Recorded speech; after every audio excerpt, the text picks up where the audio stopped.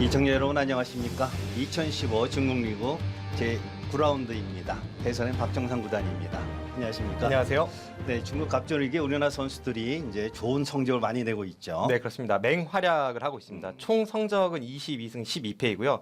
특히 지난 라운드에서 5명의 선수가 출전을 해서 5전 5승입니다. 네. 현재 이 팀 간의 순위를 보면 상위권 팀의 대부분 한국 선수들이 소속이 되어 있거든요. 네. 이제 그 정도로 활약이 뛰어납니다. 네, 특히 뭐 오늘은 또 기대를 모으고 있는 박정환 선수와 김지혁 선수가 출전하면서 더더욱 기대를 모으고 있지 않습니까? 네, 그렇습니다. 한국의 최강 투톱이 모두 출전을 하고요. 네. 오늘 뭐 최철한 선수나 이세돌 선수는 출전을 하지 않습니다만 그 외에 강동윤 그리고 나연 선수까지 4명의 선수가 출전을 하기 때문에 네. 지난 라운드에 이어서 이 좋은 기세 쭉 이어갈 수 있을 것으로 기대가 됩니다. 네, 아주 기대를 모으는 일전입니다. 그럼 실전 대국 감상하겠습니다. 네, 박정환 선수가 93년생 그리고 후야위 선수는 82년생입니다. 나이 차가 좀 있는데요. 네, 네. 나이 차이가 조금 있다는 것이 박정환 선수가 태어난 해 후야위 선수는 프로 입단에 성공을 했습니다. 네.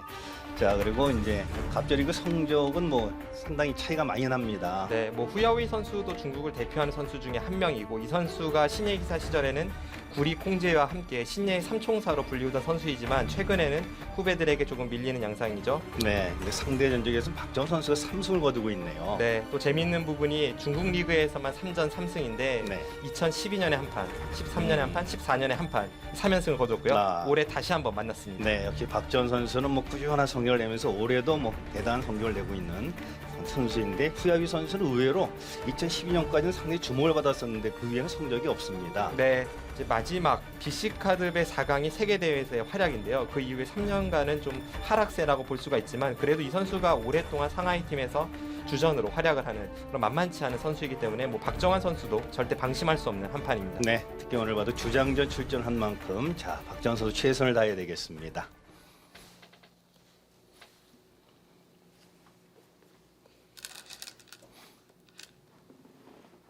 후야오이 선수가 속해 있는 이 상하이 팀에는 나연 선수도 소속이 되어 있는데요. 네, 나연 선수 오늘도 참가를 했습니다. 오늘 나연 선수는 이 수보올 항저우 팀의 우광야 선수와 대국을 하게 됩니다. 아, 그래도 만만치 않네요.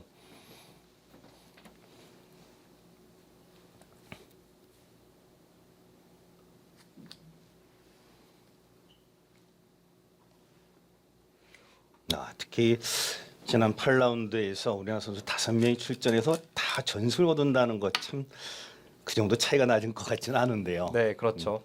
특히 지난 라운드에서 이 한국 선수들이 상대했던 중국 기사들이 보면 미위팅, 스위에 이런 최강 진용이었습니다. 네. 그럼에도 불구하고 전승을 기록했는데 이번 9라운드에서의 상대 대국자들의 면면을 보면 황인숭, 후야오이, 양카이원, 우광야 물론 만만치 않은 선수들이긴 합니다만 중국의 최정상권은 아니거든요. 네. 그렇다면 오늘 다시 한번 한국 선수들의 전승이 조금 기대되는 하루입니다. 그 리그에 이렇게 참가를 하게 되면 같이 뭐 비행기를 타고 갈 수도 있는 거 아닙니까? 그 분위기가 좀 있을까요? 중국 리그 저도 2006년에 한번 참가를 해본 적이 있는데요. 북경에서 베이징에서 대국을 할 때는 선수들이 같이 행동을 하고 또 같이 비행기를 타고 뭐 그럴 때가 있습니다만 네. 중국 갑조 리그는 기본적으로는 각 지역에 가서 대국을 하기 때문에 네. 선수들이 이 같이 활동하는 시간이 별로 없습니다. 아. 그래서 팀원들과 중국 선수들과 얼만큼 이 융화가 잘 되느냐 그런 것도 이 개인이 성적을 내는 데 있어서 아주 중요한 요소입니다. 네. 뭐 이제 9라운드째 더 접어들었으면은 그만큼 많은 교류가 있었을 터이니까 네, 잘 용병으로서 잘 동화가 되는 것도 중요하겠네요. 그렇습니다. 현재 박정환 선수가 소속이 되어 있는 수보월 항저우 팀이 1위를 달리고 있는데요. 지금 이 팀의 페이스가 얼마나 무섭냐면 작년 2014 중국 갑조 리그에서 우승을 차지했던 다렌 팀, 그 팀이 역대 제가 볼 때 바둑리그 중국 갑조 리그를 통틀어서 최강 팀입니다. 네. 당시에 소속된 선수가 커지에 미위팅, 박정환, 탕웨이싱 아, 뭐 세계 네. 올스타급 진용이었죠. 하, 그러네요. 그러면서 압도적인 우승을 거뒀는데 지난해 다른 팀보다 페이스에서 절대 뒤처지지 않습니다. 그 정도로 수벌 항저우 팀이 잘 나가고 있고 그 중심에는 6승 1패의 박정환 선수가 있습니다. 네.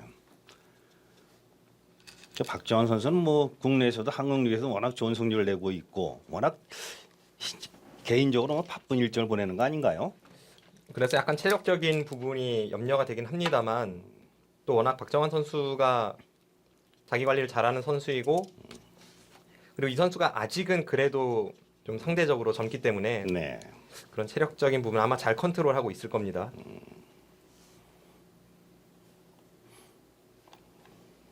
현재 박정환 선수 한국 바둑리그에서는 전승 그리고 중국 갑조리그에서는 단 1패만을 당하고 있는데 한국 리그와 마찬가지로 이 중국 갑조리그에서도 과연 누가 박정환 선수의 목에 방울을 달 것인가? 네. 그것이 상대 팀들의 고민이죠. 그렇다면 뭐 주장전을 피해가기에는 좀 데미지가 있죠. 그렇습니다. 이 중국 갑조리그는 양 팀에서 4명의 선수가 주전으로 출전을 합니다. 그렇다면 이제 2대2 상황을 고려 안 할 수가 없는데 2대2가 되었을 시에는 주장전에서 승리팀은 2점을 가져가고 주장전에서 패배팀은 1점을 가져가거든요. 네. 그만큼 주장의 역할이 중요하기 때문에 박정환 선수가 두렵다고 해서 상대팀에서 뭐 주장전을 피한다거나 에이스를 따로 배치시킨다거나 이런 것을 상상하기는 좀 어려운 그렇군요. 그런 면이 있습니다.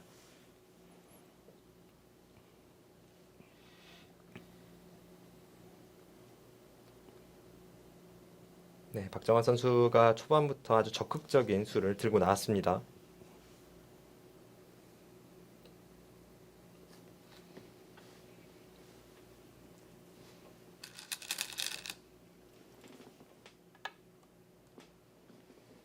저렇게 흙이 꽉 있는 것이 정수이고요. 여기서는 백이 두 가지 선택이 있습니다. 하나는 이쪽을 늘어서 흙이 끊는다면 이렇게 처리가 되는 것이 백으로서는 가장 간명하게 정석을 진행시키는 길이고 네. 좀 더 어렵게 진행을 시킨다면 여기를 치받는 수가 있습니다. 과연 오늘 박정환 선수는 어떤 선택을 할지.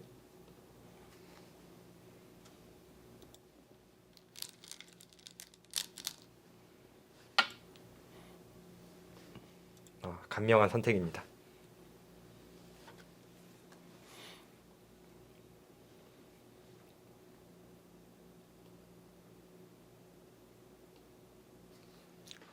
요즘 뭐 우상기 정석에서 보통 3-3 들어오면 흙이 호구에서 양보하고 발빠르게 두는 수를 많이 봤는데요. 네, 뭐 그런 식으로 처리하는 것도 분명히 있고요. 네. 지금 우상기 쪽의 형태 같은 경우에는 뭐 상당히 많은 변화가 있는데 그 중에 선택을 하는 것은 기풍의 차이라고 봐야겠죠. 기본적으로 후야위 선수의 바둑은 두텁습니다.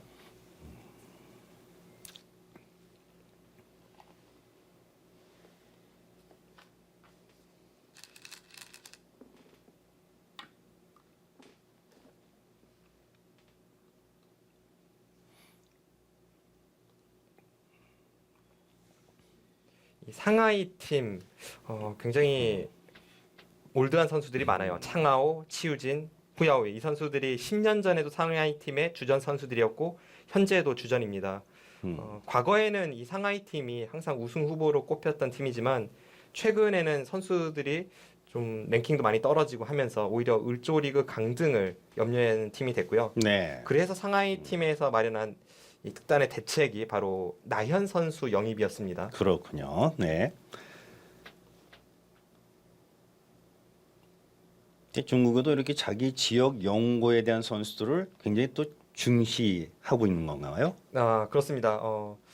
보통 보면 한 팀에 한 2명 정도 이제 그 지역 연고가 있는 선수들이 있고요. 대표적으로 뭐 충칭의 구리 선수, 네. 그리고 상하이 팀의 후야오의 추이진 선수, 또 창하오 선수 이런 선수들이 있습니다. 또 베이징의 천야오의 콩지혜 선수도 아주 어렸을 때부터 팀에서 키웠던 선수들이고요. 네. 이제 그런 선수들이 있는 반면 또 이제 팀을 옮겨 다니면서 활약하는 선수들도 있고요.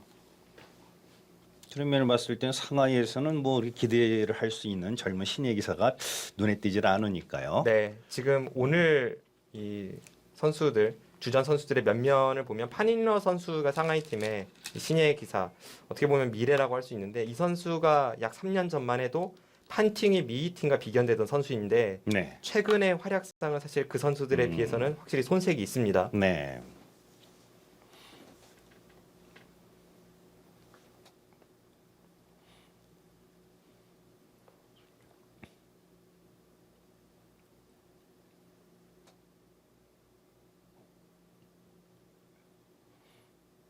여기까지 처리를 하고 나서 흙이 손을 빼거나 또는 조금 느리지만 확실한 바둑을 좋아하는 선수들은 이제 여기를 지키는 경우도 있습니다. 보기보단 이수가 큽니다. 이수를 두지 않았을 시에는 당장이라도 백이 젖히고 호구 쳐서 흙이 단수를 친다면 꽃놀이 패가 되고 네.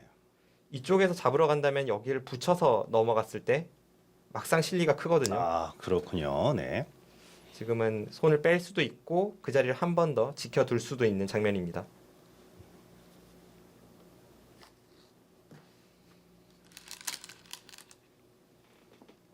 아, 발 빠르게 가는군요.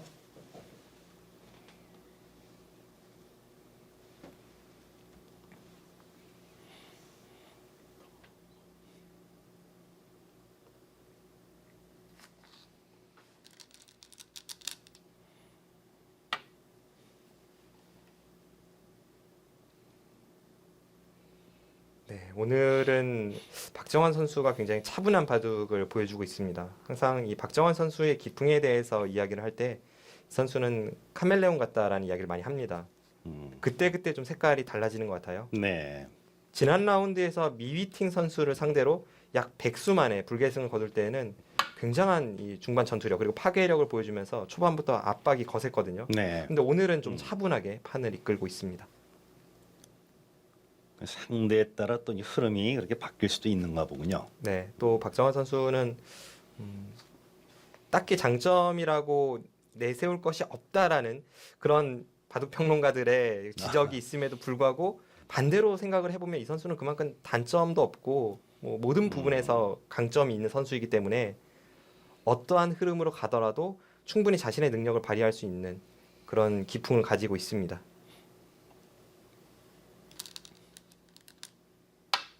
아, 그 자리에 결국 손이 옵니다.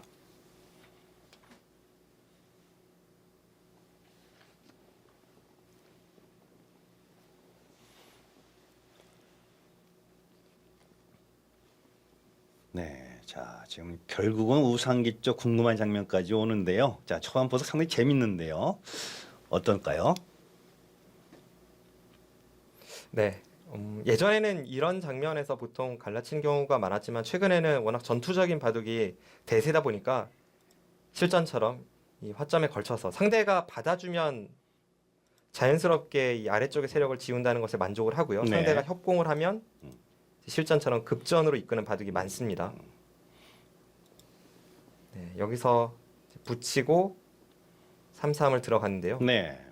흙이 뭐 간명하게 처리를 한다면 여기를 호구치고 백이 넘을 때 예전에는 이렇게 다가와서 백이 느는 것을 방비하는 수도 많이 쓰였습니다만 아, 네. 최근에는 이 수보다는 오히려 손을 빼고 뭐 이런 곳을 한 칸을 뛴다든지 아니면 이곳을 걸쳐간다든지 나중에 여기를 들면 그냥 넘겨주는 바둑도 많이 볼 수 있었습니다. 네.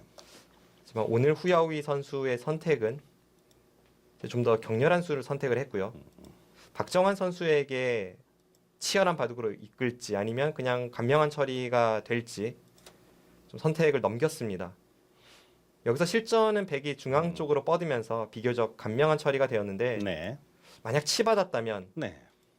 초반부터 급전을 피할 수가 없습니다. 흙은 아래로 느는 것이 당연하고요.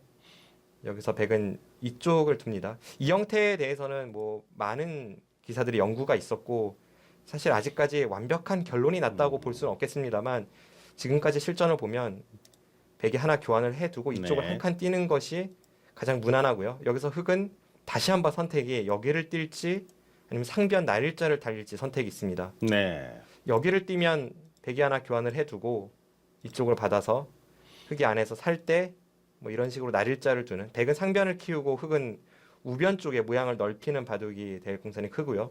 아, 서로 큰 모양이라 서로 두려운데요. 네, 두렵습니다.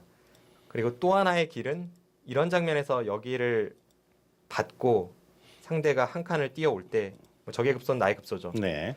여기서 이쪽을 치봤습니다. 백이 쌍립으로 이어만 주면 이제 젖혀서 이 부분의 모양을 크게 넓힐 수가 있는데 네. 보통 이런 장면에선 백도 늘어서 다시 맞서 싸우게 되고 이런 식으로 두는 실전 예가 몇 차례나 있었습니다. 아, 이래서 급전이 되는 거였군요. 네. 네. 이렇게 된다면 뭐 앞을 예측하기가 힘든 그런 어려운 싸움이 되겠습니다. 네. 하지만 오늘 박정환 선수는 이런 식으로 급전으로 이끄는 것이 아니라 비교적 간명한 선택을 했고요. 언뜻 보면 우상기의 흙이 꽤 집이 커 보이지만 그럼에도 백이 이런 선택을 했을 때 나쁘지 않은 이유는 실전에도 나오듯이 아직까지는 우상기의 뒷맛이 있습니다. 바로 이 젖히는 수죠. 네, 결국은 그 수가 보여지고 있으니까요. 네, 앞서 설명드렸다시피 이렇게 되었을 때 백은 호구를 치고 사는 것과 여기를 붙이는 것을 맛보기로 하고 있고 단수 치면 항상 패를 준비하고 있습니다. 네. 일단 초반 포석은 뭐 무난하게 진행이 되고 있는데 이제부터 우상기의 접전이 좀 어려워질 것 같습니다.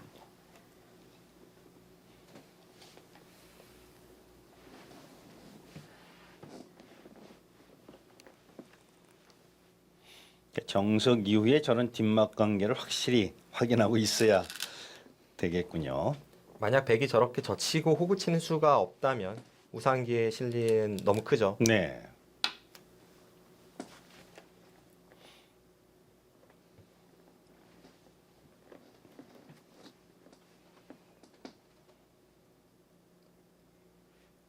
그리고 이 인류들의 생각도 계속 달라지는 것이 저렇게 젖히고 호구 치는 뒷맛이 있다는 것은 예전에 이 형태가 처음 나왔을 때도 이미 연구가 되어 있었지만 당시에는 이렇게 이른 식의 수를 내려가진 않았습니다. 그런데 최근의 바둑을 보면 흙이 손을 빼면 당장 저렇게 젖히고 호구 치는 수를 결행하는 경우가 많아요. 그만큼 상대 집이 바로 되는 걸 눈여겨보지 못하나요?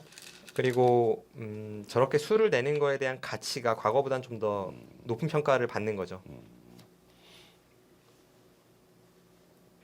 일단 확실한 집이 되는 곳 그런 데를 깨는 것을 중점으로 하는 거군요. 네.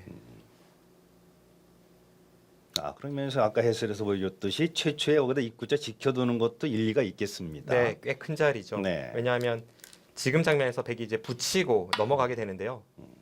흙이 단수 치는 것은 백이 패를 해서 이건 꽃놀이 패가 되기 때문에 왠지 흙의 입장에서는 탐탁치 않습니다.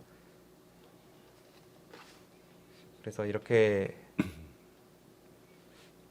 네, 백이 넘어가는 자세가 나왔을 때 보통은 이 선으로 이렇게 붙여 넘어가는 것이 좋지 않다고 말을 하는 이유가 흙이 덮어 씌워서 상대를 계속 이 선으로 누를 수 있을 때 그때 이 선으로 넘어간 것이 별로 좋지 않다라는 평가를 받곤 하는데 네, 지금 딱 백돌이 여기 한 점이 있기 때문에 흙이 덮어 씌울 수가 없습니다. 그렇습니다. 네, 이렇게 나와 끊어서 오히려 이 흙 한 점이 잡히게 되죠. 네, 그래서 흙이 덮어 씌울 수 없다면 결국은 흙이 밀어가거나 아니면 날일자로 가야 하는데 백은 3선으로 탈출을 할 수 있기 때문에 거기에 만족을 하는 겁니다.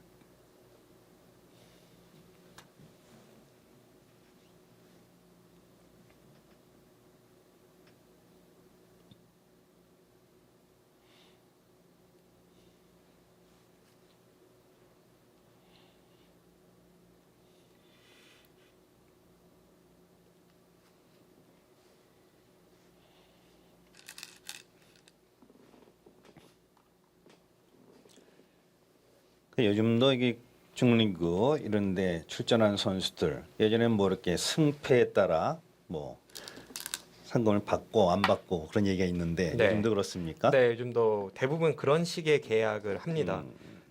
그것이 선수들이 원하는 것인가 동시에 또 팀에서 원하는 것이기도 하거든요. 네. 왜냐하면 이 중국 갑조리그 팀의 입장에서만 한번 살펴보면 이 한국 선수들을 용병으로 사용을 했을 때 이제 출전을 시켰을 때 승리를 거두지 못한다면 별 의미가 없습니다. 네. 체제비 들죠, 비행기 값 들죠. 그리고 같은 자국 내 선수를 쓰지 않으면서까지 한국의 용병을 사용했는데 그때 승리를 거두지 못했기 때문에 이제 그 리스크에 대한 관리가 바로 졌을 때 수당을 지급하지 않는다는 계약으로 이어지게 되고요. 네. 또 한국 선수 나름대로 그만큼 이겼을 때 더 큰 가치를 인정을 받기 때문에 서로가 위민하는 그런 계약 형식입니다. 또 이 계약을 처음 시도했던 선수가 바로 이세돌 선수입니다. 네. 처음에는 좀 파격적이었다고 했는데 나름 것이 아주 미래를 보는 좀 눈이 있었네요. 네.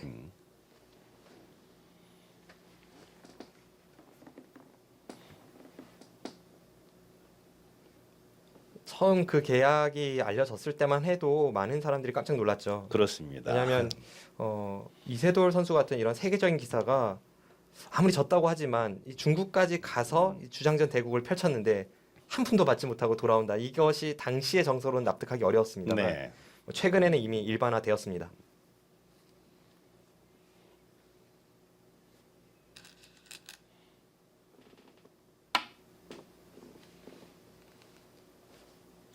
갑조력에 출전한 선수라고 다 똑같은 수당을 받는 건 아니죠? 네, 그렇습니다. 특히 이 한국 선수들이 중국 갑조 리그에 출전을 했을 때 이 받는 수당은 천차만별이에요.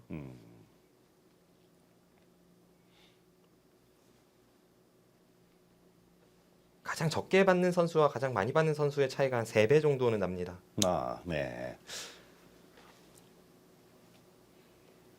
결국 뭐 본인의 주가가 한참 제로 올랐을 때 이런 데도 계속 활용하는 것은 여러 가지 득이 있겠네요. 그렇습니다.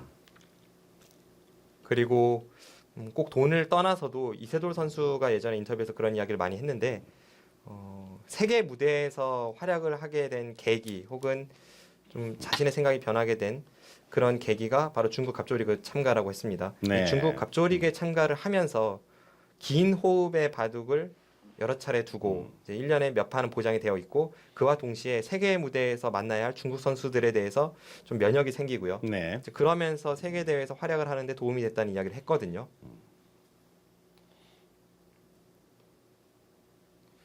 뭐 그것은 중국 리그에서 뛰고 있는 중국 선수들도 마찬가지일 겁니다.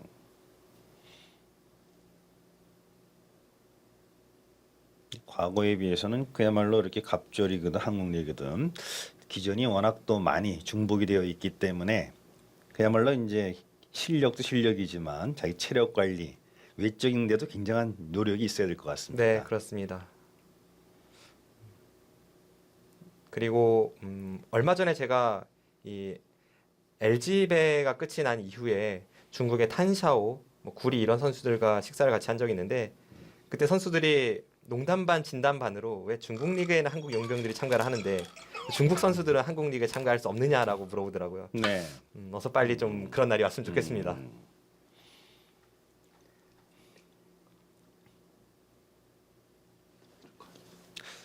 그런 과정이라면 우리나라도 팀이 좀 많이 늘어야 되지 않을까요? 팀도 늘고 그리고 중국 갑조 리그가 현재 이런 한국 선수들을 영입할 수 있었던 가장 큰 원인 중에 하나가 구단제거든요. 네. 우리도 현재 한국 리그와는 좀 이 진행 방식에서 차이가 있기 때문에 한국 바둑 리그도 앞으로 좀 좋은 쪽으로 많이 변화가 되겠죠.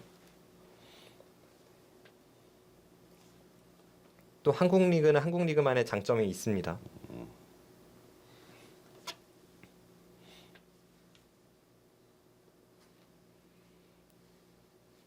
네, 우상기에서 박정환 선수가 실리를 굉장히 많이 차지를 했는데 흑이 이렇게 실리를 내어주고도 둘 수 있는 가장 큰 이유는 바로 이 다가서는 수의 매력입니다.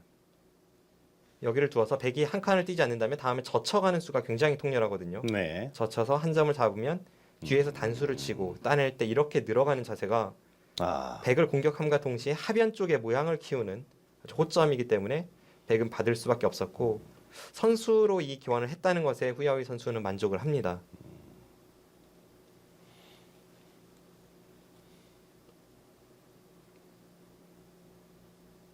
자, 현재까지는 뭐 서로 간에 본인들이 원하는 대로 그림을 그려내고 있는데요. 네, 서툴질 않습니다. 백이 한 칸을 띄었을 때 후야위 선수의 선택이 이쪽 굉장히 탄탄한 수가 나왔습니다. 이 부분의 흑돌은 완벽하게 살아있는 돌이라서 네. 백이 한 점을 움직여봤자 이쪽은 별로 떨리지가 않고요. 네. 이 두 점의 타계를 좀 걱정한 것인데 사실 어떻게 보면 이 상변 쪽에 대한 활용도 있고 또 그때 한 칸을 뛰더라도 이렇게 느는 자세도 괜찮고요. 네. 그래서 좀 발빠른 기풍의 선수들이라면 여기를 한 칸 뛰진 않았을 겁니다. 아니면 간접적으로 보강을 하려면 차라리 이쪽을 한 칸 뛰는 선수들이 더 많았을 것으로 보이는데 그러네요. 이수 자체는 글쎄요 좋고 나쁘고를 떠나서 후야오이 선수 다운 그런 두터운 한 수입니다.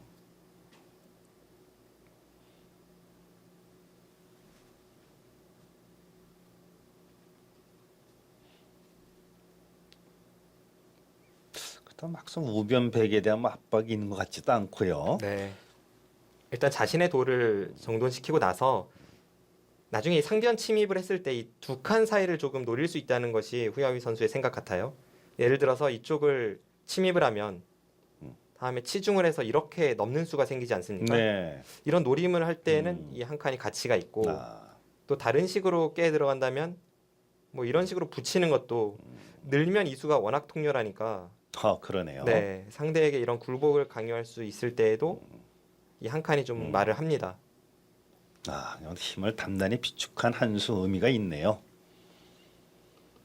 이제 그런 수가 이제 결론적으로 나와야 뭔가 기존에 참았던 수가 그럴 듯한데, 그렇죠. 방금 전에 설명드린 그런 이 노림을 결행하지 못한다면 이수 자체는 뭐 집으로만 보면 한 세 집 정도 될까요? 그렇게 대단한 자리는 아니니까 네. 결국 후야위 선수가 이렇게 힘을 비축했다가 중반에 어떻게 이 힘을 사용할지 그런 것에 좀 중점을 둬야 될 것 같습니다.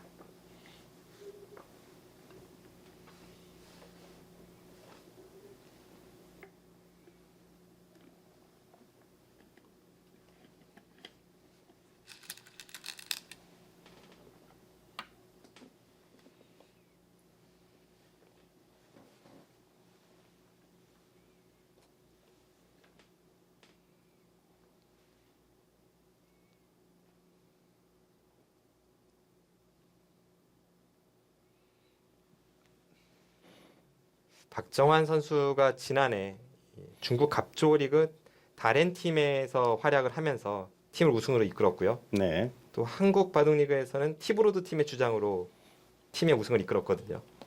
게다가 올 시즌에도 양 팀이 모두 잘 나갑니다. 이제 본인이 속한 양 팀이요. 네. 그래서 과연 2년 연속 이 통합 챔피언에 오를 수 있을지. 뭐 통합 챔피언이라 그러면 약간 이 단어가 이상하긴 합니다만 어쨌든 박정환 선수가 속한 팀은 항상 그렇게 잘 나가는 이유는 박정환 선수가 늘 최강 주장의 모습을 보여주기 때문입니다.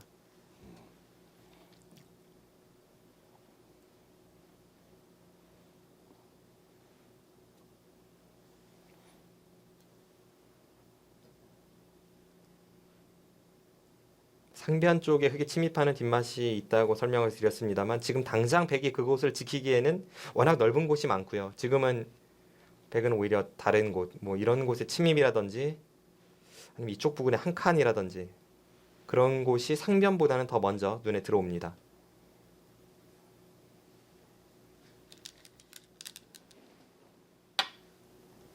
이제 깊숙하게 들어갑니다. 옹스타질하네요. 네, 저렇게 붙이는 수가 자주 사용이 되는 수는 아닙니다만 간혹 백이 좀 적극적으로 상대의 모양에서 타개를 하고자 할 때 몇 차례 등장한 적은 있는 수입니다.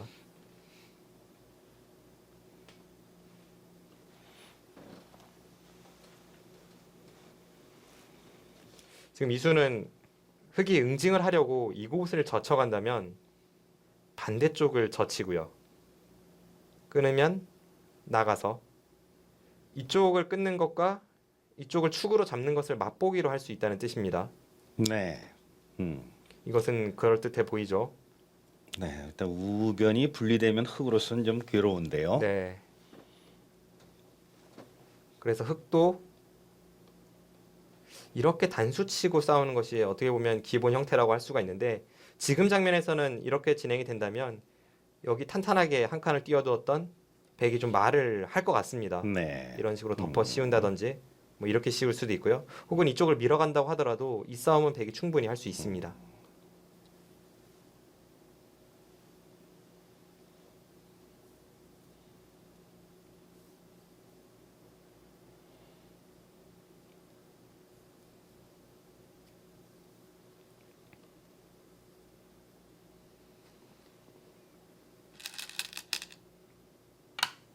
결국은 후야위 선수 가장 안전한 선택을 했습니다. 네, 정말 차분한 선택이네요.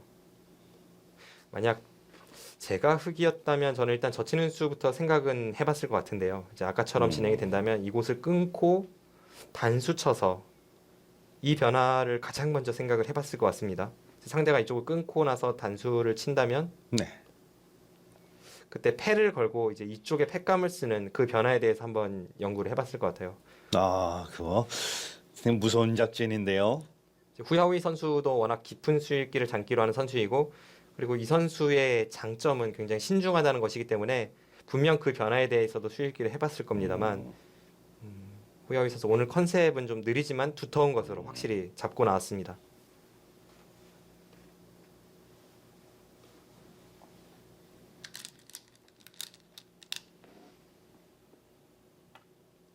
아, 박지원 선수 재미 붙였습니까? 자, 붙임에 상대가 늦춰주니까 네, 계속해서 타이트하게 아주 적극적인 수를 구사하고 있습니다.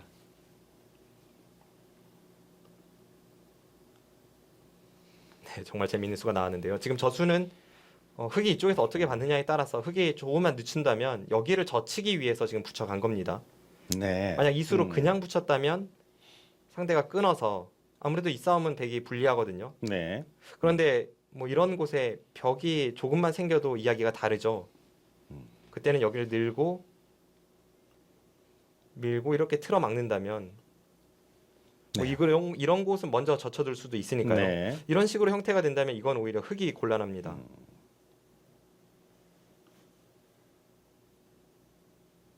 그래도 어쨌든 당하는 쪽에서는 조금은 기분이 나쁠 수 있는 그런 붙임수들이네요.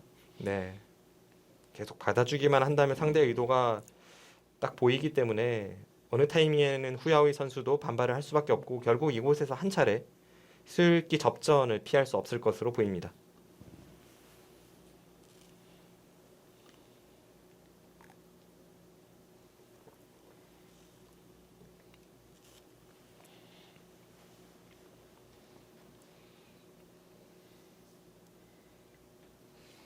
네, 흙의 선택은 늘거나 젖히거나 두 가지밖에 보이진 않습니다.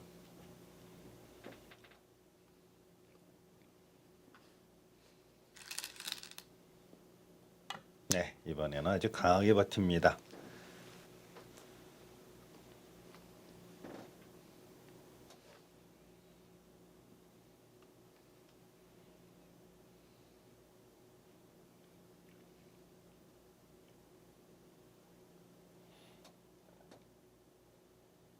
네, 과연 여기서 박정환 선수는 어떤 수를 준비하고 있을지 일단 딱 형태만 놓고 봤을 때는 세 가지 정도를 생각을 해볼 수가 있는데요.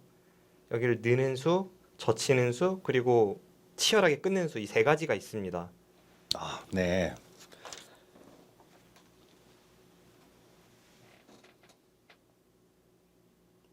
자, 과연 끊는 수까지 성립한다는 건 좀 상대를 좀 너무 얕보는 거 아닌가요? 이제 끊는 수가 되기만 하면 어떻게 보면 가장 좋은 수일 수 있는데 네. 이제 흙도 최강으로 맞서는 수가 이쪽을 치고 여기를 틀어 막는 수거든요.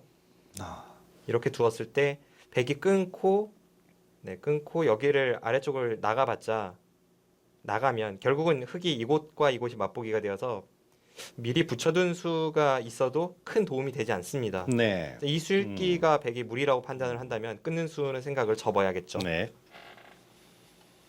그리고 형태상은 좀 무리로 보이기도 합니다.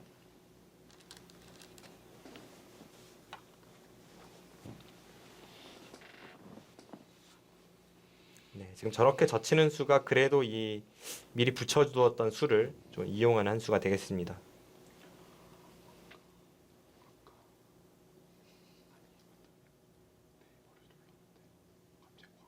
지금도 마찬가지로 여기를 끊고 흙이 이쪽을 틀어막는다면 백 두 점을 살리긴 쉽지 않아 보입니다. 결국 이쪽에 있는 백도를 버리면서 주변의 형태를 정돈하는 식으로 가겠고 흙도 강하게 맞선다면 여기를 끊고 나서 이 수밖에 없는 것 같아요. 다른 식으로 두는 것은 뭐 예를 들어서 흙이 여기를 단수치고 이렇게 우아기 쪽으로 연결하는 것은 백도 뭐 여기를 끊을 수도 있고 또는 네. 이런 식으로 붙여서 좌측에서 이득을 취할 수 있기 때문에 애초에 흙의 모양이었던 것을 생각한다면 지금 이 형태는 흙이 좀 불만입니다. 또 단수를 치고 반대쪽을 막는 것도 이쪽을 밀어갔을 때 이렇게 호구 치면서 잡히는 형태가 나오기 때문에 백이 미리 붙여두었던 이수가 의미가 있죠. 네. 이 싸움도 별로 흙이 좋아 보이진 않아요. 그렇다면 흑은 지금은 끊고 여기를 틀어 막거나 아니면 그냥 이 바깥쪽을 잇는, 그래서 백이 젖히면 뭐 이젠 끊지는 못하니까 이쪽을 젖혀서 이런 식으로 공격하는 이 두 가지 선택이 있습니다.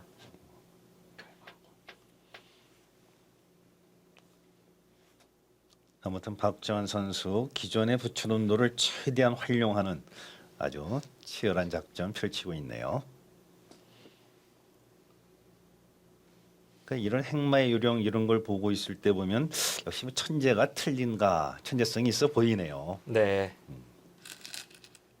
박정환 선수는 대단한 것이 분명 천재인데, 왜냐면 어릴 때부터 그 또래들 중에서는 압도적으로 강했으니까요. 네. 재능은 뭐 누구나가 인정하는 바인데 그와 동시에 바둑계 최고의 노력하다 보니까 이제 현재 위치에 올라 있지 않나 그런 생각을 하게 됩니다.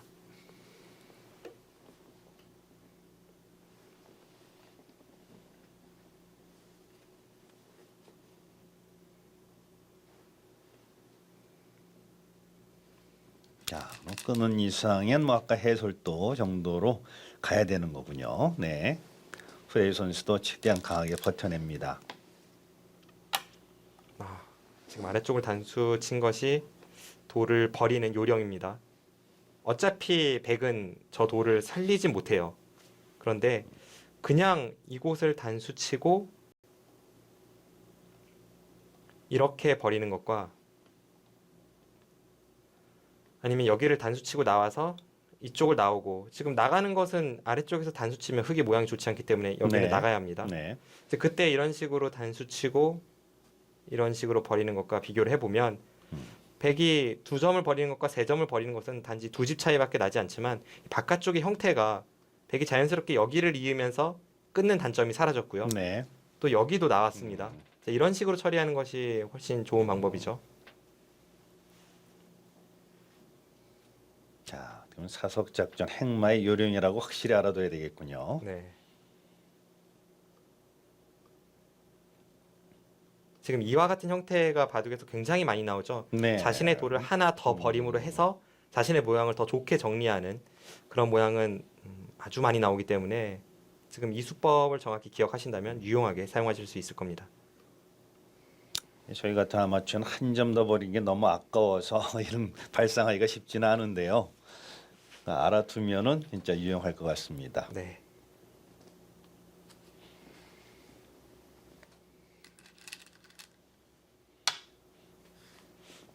뭐 단순 비교를 하면요, 이런 것과 비슷할 것 같아요. 이제 이런 형태가 예를 들어서 있다고 본다면 네. 이런 형태에서 흙이 단수 치면 딴에서 한 점을 잡히지만 바깥쪽의 형태는 완벽하진 않습니다. 네. 나중에 호구 치고 끊는 것도 생기죠. 네. 그런데 이런 장면에서 보통 이렇게 늘어서 버리지 않습니까? 네. 이것이 비슷한 맥락입니다. 물론 백이 뭐 이렇게 두는 수도 있지만 흑돌이 이곳에 있다면 이렇게 막을 수밖에 없는 상황도 있습니다. 네. 그럴 때 이렇게 버리는 것이 아까처럼 그냥 단수 쳐서 한 점을 버리는 것보다 훨씬 나은 것과 비슷한 맥락이라고 볼 수 있는데, 이 우측의 변화가 좀 더 고급 수법이죠.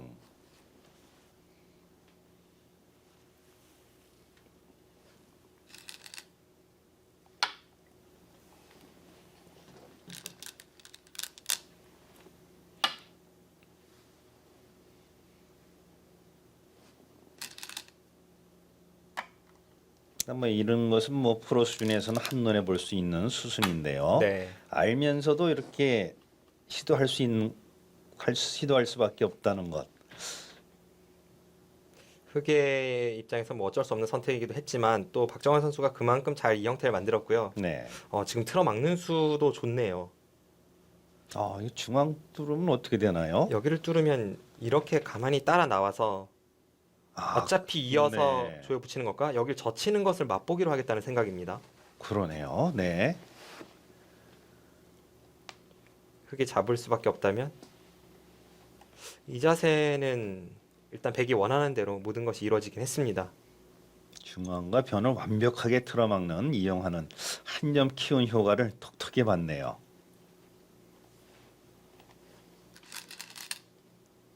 네, 어쩔 수 없이 참을 수밖에 없는데요.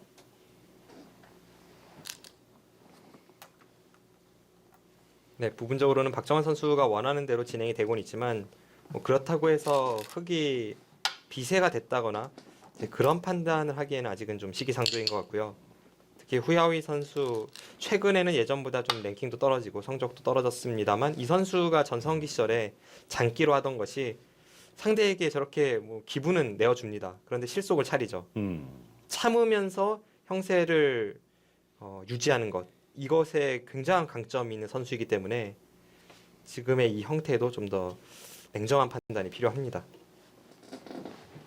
하여튼 뭐 우하기만 봤을 때는 백이 할 거 다 했지만 하변 쪽은 뭐 흙이 또 상당히 단단했지 않습니까? 그렇습니다. 지금 백이 흑의 진영에서 좀 쉽게 타개를 하는 그런 장점은 분명 있는 행마법이었습니다만 또 어떻게 보면 그냥 백이 걸쳤을 때 백도 공격을 당하지만 흑도 이렇게 하변이 좋은 자세는 아니었거든요. 네. 그런데 세 점을 잡으면서 자연스럽게 이 간격이 좋아졌기 때문에 아직까지는 뭐 서로 팽팽한 포석이라고 볼 수 있겠습니다.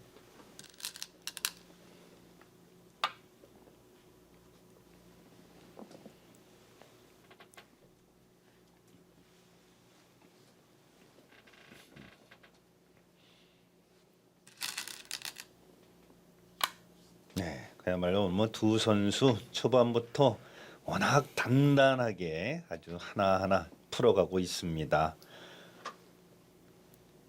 네, 지금부터 어려운 이제 중반전 기대되는데요. 잠시 후에 계속되겠습니다. 네, 오늘 갑절이고 9라운드 또 이제 저장성의 김지석 선수와 장수 팀의 황민수 선수 주장전인데요.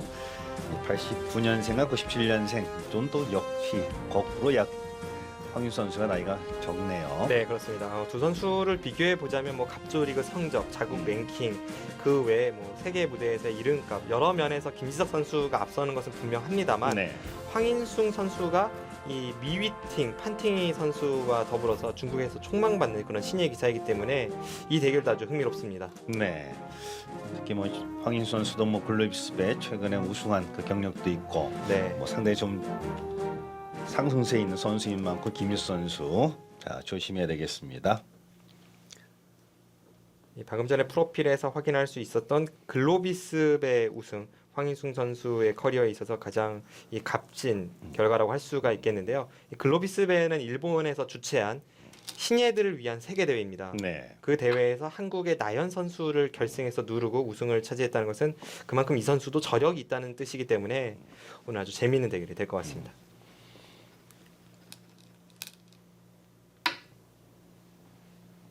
뭐 김효수 선수가 8라운드에서 중국 1인자 허재 선수를 뭐 물리쳤다는 것은 이미 소문 다 났을 터인데요. 네. 네. 이번 2015 중국 갑조 리그에서 김지석 선수는 커제 그리고 스위에 뭐 이런 중국의 최강자들을 눕히고 있기 때문에 사실 어떻게 본다면 지금까지 만났던 상대에 비해서는 황인숭 선수가 비교적 조금 편한 상대일 수는 있습니다. 네.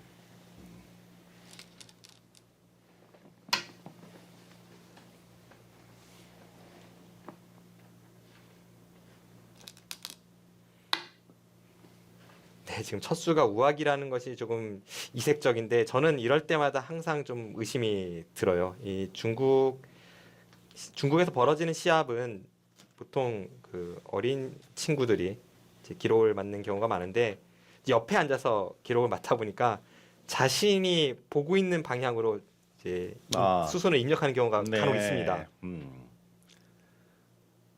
그래서 지난 라운드에 이 박정환 선수와 미이팅 선수의 바둑에서도 첫 수가 우아기에 찍혔는데요.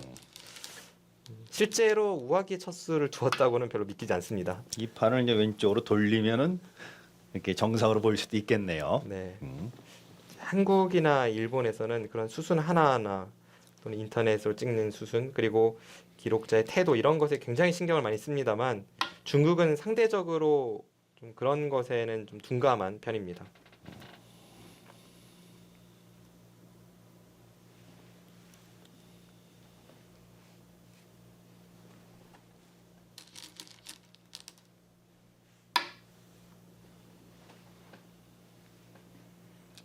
보통은 우상기를 걸쳐 두고 나서 이렇게 미니 중국식을 많이 두지만 오늘은 가만히 이곳을 두었고요. 이 수가 없는 수는 아닙니다. 과거에도 몇 차례 쓰인 적 있지만 보통 여기를 두었을 때 상대가 이렇게 눈목자를 두면서 이 미니 중국식의 형태를 방해하는 경우도 많았기 때문에 네. 그래서 먼저 걸치고 하는 경우가 많고 또 김지석 선수도 오늘은 이렇게 상대의 미니 중국식 형태를 방해하는 것이 아니라 적극적으로 소목에 걸쳐갔습니다.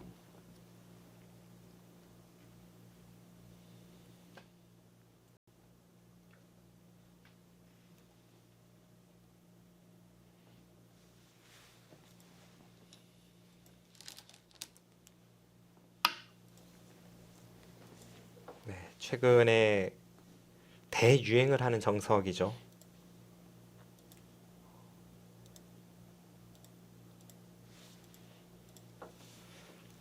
한때 이곳을 젖히고 백이 늘 때 그때 두 칸 벌리는 이 정석 진행이 유행을 했다면 요즘은 이런 형태가 나왔을 때 거의 대부분 가만히 두 칸을 벌리는 것 같아요. 네. 자, 아직까지도 뭐 누가 흑백, 유리, 유불리를 확인을 아직 못하고 있는 것 같군요. 네, 지금까지도 계속 연구가 진행 중인 그런 정석 진행이고 약 1년 동안 대유행을 하는 기간 동안 이 두 칸을 띄는 형태에 대해서 엄청나게 많은 연구가 있었죠. 뭐 지금까지 나왔던 수만 하나하나 짚어보면 네. 여기를 붙이는 수도 있었고요. 네. 그냥 평범하게 여기를 치받는 수도 있었고 또 치받고 나서 이렇게 붙이는 수, 이렇게 한 칸 띄는 수, 이쪽으로 한 칸 띄는 수도 있었고요. 또 초창기에는 여기를 붙이고 끊는 수도 연구가 되었었고 한때 잠깐 반짝 유행했던 수가 또 아래쪽 붙이는 이런 특이한 수도 있었습니다. 네. 깜짝 놀란 적 있습니다. 그리고 그 외에 많이 쓰이진 않았지만 이런 장면에서 여기를 협공을 해서 먼저 상대가 어떻게 받을지를 물어보는 그런 경우도 있었고 아무튼 이 변화는 참 수많은 그런 변화를 내포하고 있습니다. 아, 그만큼 선택의 폭이 백으로서도 너무 많고, 네. 자, 어떤 결정을 내릴지도 궁금해집니다. 일단은 평범하게 치받았습니다.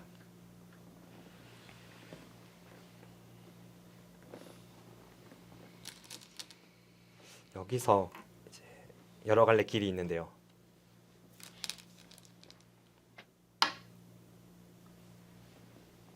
아무 교환 없이 바로 협공하는. 저 수는 글쎄 좀 생소한 수법인데요. 보통 백이 좌변쪽 어딘가 뭐 손을 대지 않습니까? 네, 보통은 자신의 모양을 지키거나 아니면 협공을 가기 위해서 먼저 이렇게 어깨를 짚고 두텁게 벽을 쌓아두는 변화가 많습니다. 네. 자, 오늘 김지석 선수 뭔가 연구된 수일까요? 궁금해집니다. 김지석 선수가 기본적으로 힘이 강한 바둑이긴 합니다만 이 선수가 신예 기사 시절만큼 초반부터 마구잡이로 주먹을 휘두르진 않습니다. 그런데 오늘은 이 패기 넘치는 중국의 신예 기사를 만나서 한번 나의 힘을 보여주겠다 작정하고 나온 듯 보입니다.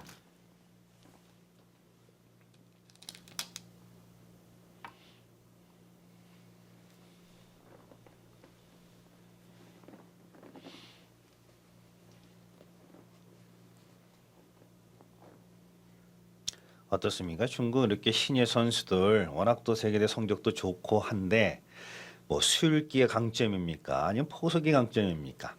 일단 중국 선수들 특히 신예 기사들의 강점이 제가 볼 땐 두 가지를 꼽을 수가 있는데요. 하나는 과거의 신예 기사들에 비해서 초인류를 만났을 때 주눅이 들질 않습니다. 네. 충분히 이길 수 있다는 생각을 가지고 대국에 임하기 때문에 그것이 자신감으로 묻어나고요. 또 하나는 자신감이 있어서 그런지 아니면 원래 중국 신예 기사들이 그렇게 성장을 해서 그런지 모르겠습니다만 대부분이 속기파인데 이것이 오히려 상대에게로 하여금 먼저 좀 심리적으로 흔들리게 만드는 그런 면이 분명히 있습니다.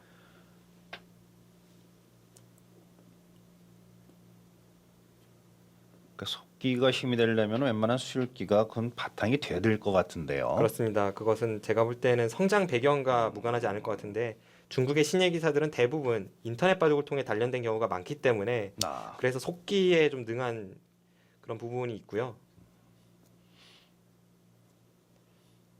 하지만 이 중국 선수들이 최근에 성적이 좋다고 해서 마냥 두려워할 것이 아니라 항상 보면 이 양날의 검이죠. 이 중국 선수들이 쉽게 처리하면서 속기로 두고 이런 것은 또 반대로 생각을 해보면 그만큼 깊이 있는 바둑 많지 않습니다. 네. 그래서 승부에는 좀 유리한 측면이 있습니다만 잘 대처만 해낸다면 그렇게 두려운 상대까지는 아닌데 최근에 한국의 신예 기사들도 조금씩 중국의 신예 기사들을 극복하는 단계이고 앞으로 좋은 성적을 냈으면 좋겠습니다. 네. 그렇잖아요. 이번에 뭐 미래 한중 미래 천원전 거기서 그 비록 이제 1라운드 그 성적을 봤을 때는 우리나라 뭐 신예 선수들 충분히 할 수 있는 가능성 보여줬지 않습니까? 네, 한중 미래천원전이긴 합니다만 네. 중국 선수들의 면면을 보면 과연 미래인지 현재 권력인지가 헷갈릴 정도로 엄청난 선수들이 나왔죠. 뭐 네. 허재, 미위팅 이런 선수들이 나왔는데 이제 그 선수들을 상대로 한국의 신진서, 신민준 뭐 이런 선수들이 굉장히 잘 싸워줬고요. 네. 비록 종합 성적에서 패하긴 했지만 분명히 가능성을 엿볼 수 있는 대회였습니다. 이제 그런 식으로 하나하나 극복하다 보면 제가 볼 때는 중국의 신예 기사들에 비해서 뭐 현재 실력은 조금 부족할지 몰라도 앞으로는 충분히 견줄 수 있는 한국 신예들도 많습니다.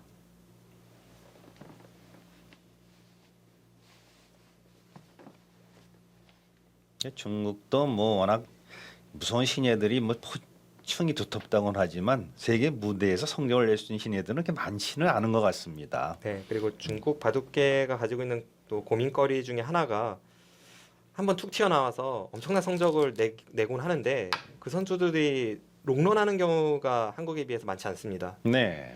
자국 내 경쟁이 워낙 치열해서 그럴 수도 있지만 또 하나는 앞서 말씀드린 바와 같이 이 선수들이 그렇게 깊이 있는 바둑을 두지 못하는 순간 결국 롱런하는 데는 한계가 있거든요. 네. 그래서 순간의 기세나 반짝임으로 좋은 성적을 내긴 합니다만 분명 중국 바둑계에서도 이제 고민을 갖고 있는 부분은 이제 이런 부분이 있습니다.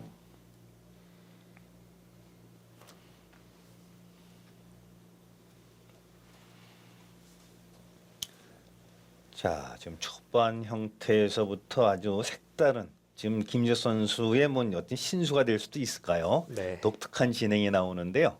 자, 이 장면 상당히 궁금합니다. 한번 풀어봐야 되겠는데요.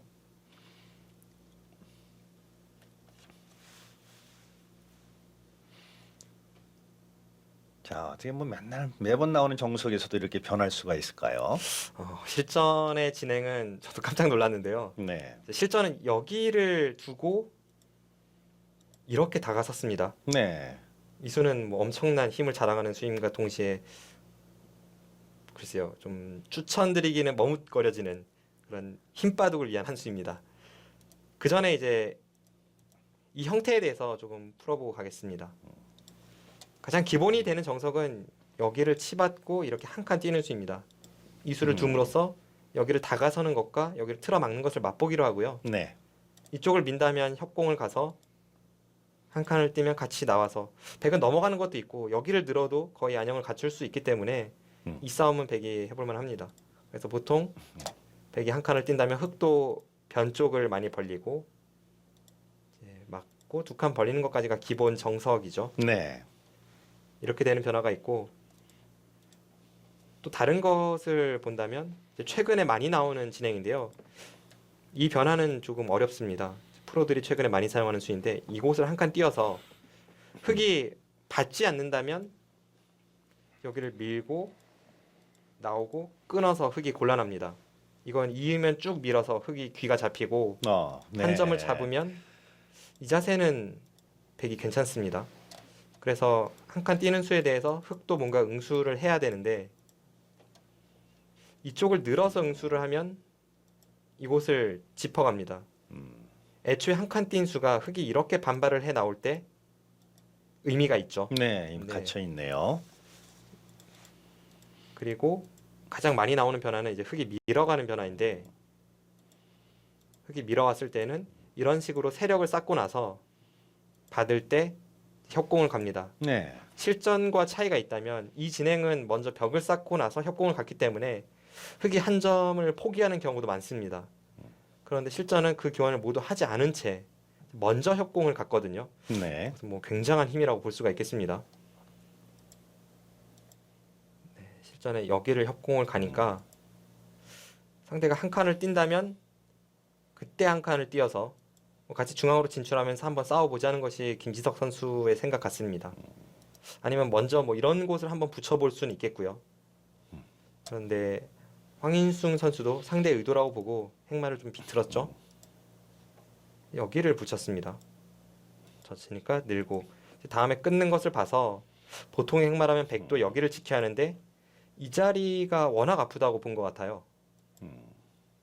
이곳을 두면 뭐 백이 안 받을 수가 없고 흑이 이런 식으로 한 칸을 띄어서 백도를 몰아간다면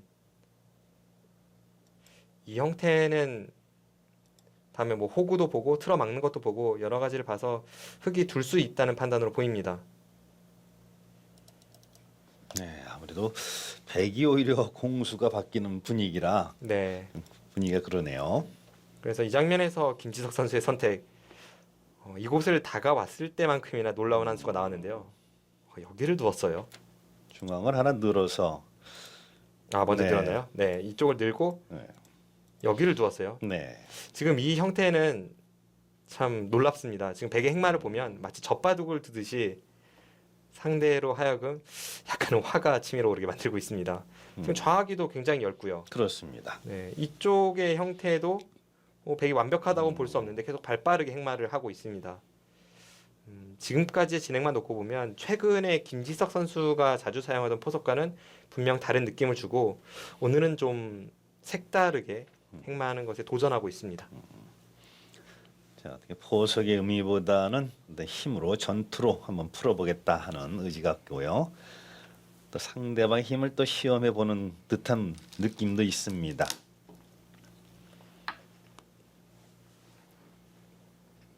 네, 반면 황인수 선수는 아주 침착하게 대항하고 있는데요.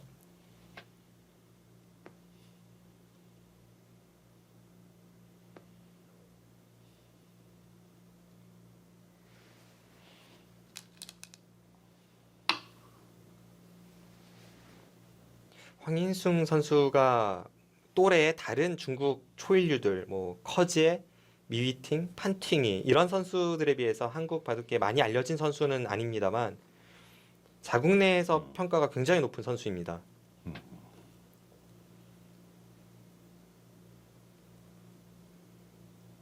나이는 뭐 이렇게 어려도 97년생, 그러니까 주장전에 나설 정도로 인정을 받고 있으면은 의미가 있죠. 네.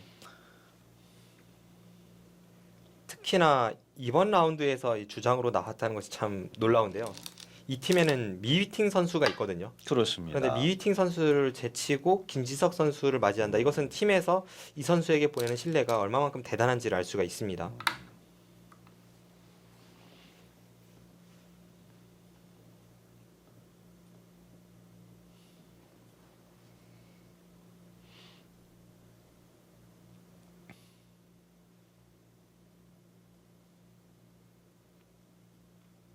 예, 미팅 선수가 3장으로 이제 이렇게 포진을 시켜놨군요.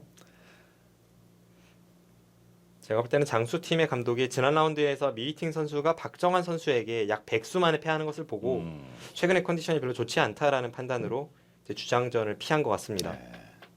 최근에도 김효 선수가 또 워낙 잘 성적을 내주고 있기 때문에요. 네. 그리고 김지석 선수가 미이팅 선수와 만났다고 하더라도 좋은 결과가 기대됐던 것이 지난해 출람배에서 이미 한 차례 김지석 선수가 미이팅 선수를 꺾은 적이 있거든요. 네. 그리고 제가 평소에 김지석 선수와 이야기를 나눴을 때 느낌도 미이팅 선수에 대해서 그렇게 높이 평가하는 느낌은 아니었습니다.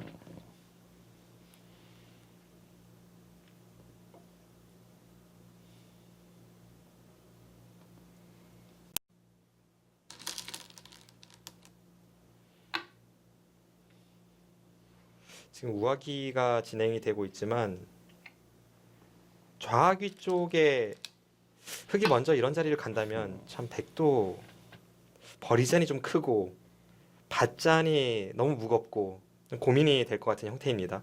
뭐 일단 당장은 이곳이 중요합니다만 이쪽에 좀 이 세 점 버릴 수는 없고 이런 쪽의 행마가 앞으로 김지석 선수가 이 바둑을 풀어나가는 중요한 숙제가 될 것 같습니다. 네. 어떤 바둑은 좀 난전형으로 보는 재미는 상당히 좋은데요. 자, 이런 전화를 구하는 것도 아주 강심장이 아니면 쉽지 않습니다.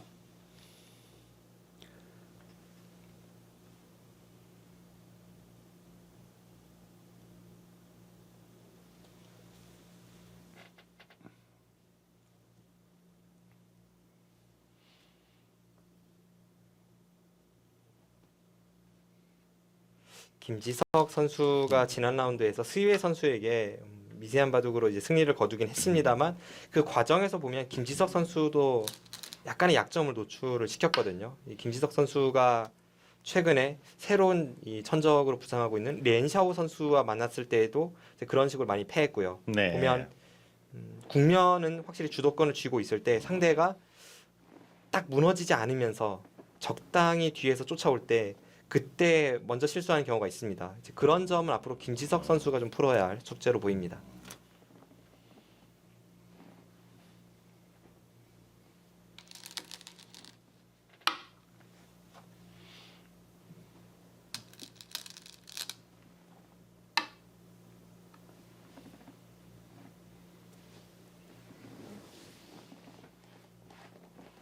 네, 지금 우아기 쪽이 아무런 결정을 짓지 않고 저렇게 한 칸 뛴 수는 흑이 이제 손을 뺀다면 여기를 단수 치고 이렇게 나질자를 해서 잡으러 가는 것을 보고 있습니다.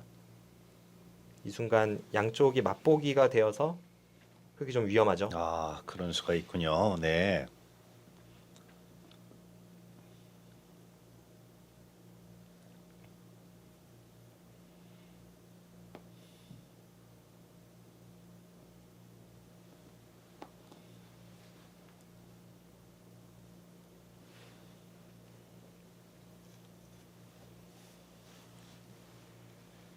네, 워낙 생소한 형태라서 지금까지 진행은 어느 쪽이 좀 편한 흐름인지 좀 감을 잡기가 어려운데요.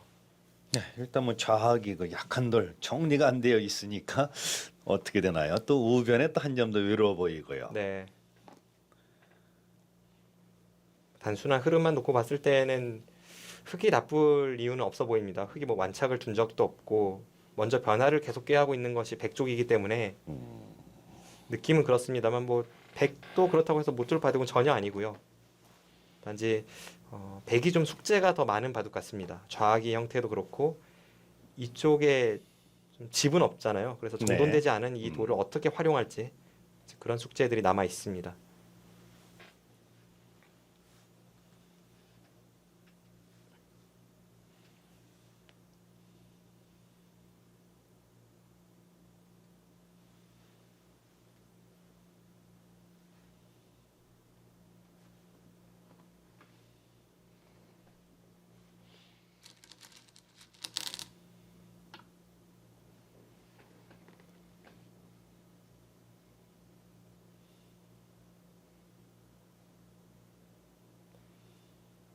이 중국 갑조리그에서 한국 선수들을 영입할 때에는 보통 이 두 가지 측면을 보거든요.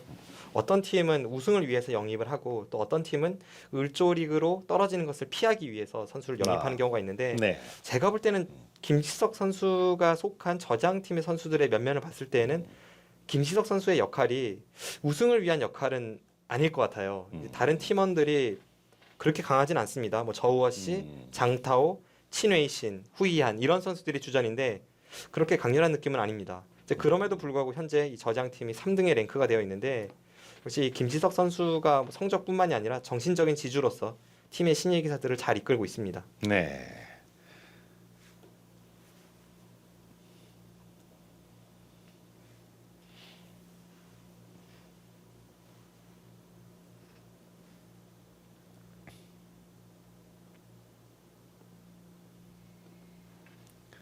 김유 선수도 이 갑절이고 초반부에는 좀 성적이 좀 좋지는 않았었죠. 네, 올 시즌 초반에는 별로 좋지 않았습니다. 1승 3패로 시작을 했다가 최근에 2연승을 해서 올 시즌 3승 3패인데요. 김지석 선수가 뭐 중국 갑조리그뿐만이 아니라 지난해 삼성화재배 우승을 차지한 이후에 전체적으로 성적이 조금 떨어졌는데 최근에 좀 회복하는 느낌이 있고요. 네. 이제 앞으로가 참 중요할 것 같습니다.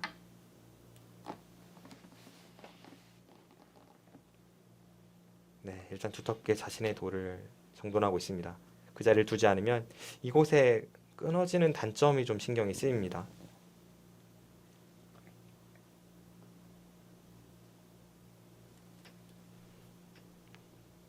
네, 하여튼 좌기 쪽은 그 교환으로 좀 탄력이 생겼다고 좀 생각을 하는 거군요. 네, 이 붙이는 교환 자체로 날일자를 없앴고요. 그리고 지금은 이곳을 지켜둠으로 해서 백돌이 탄탄하고 이쪽에 있는 백돌에도 분명 응원군이 되고 있습니다. 그리고 부분적으로 봐도 이제는 이 끝닌 수는 사라졌죠. 한 번 더 밀고 뭐 이런 식으로 덮어 씌운다면 세 점은 탈출이 불가능합니다.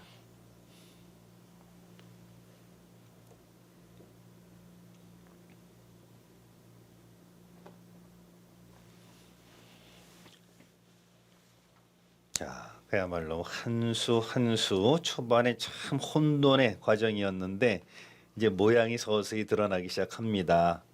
앞으로도 풀어가야 될 것이 많은데요. 네, 잠시 후에 계속되겠습니다.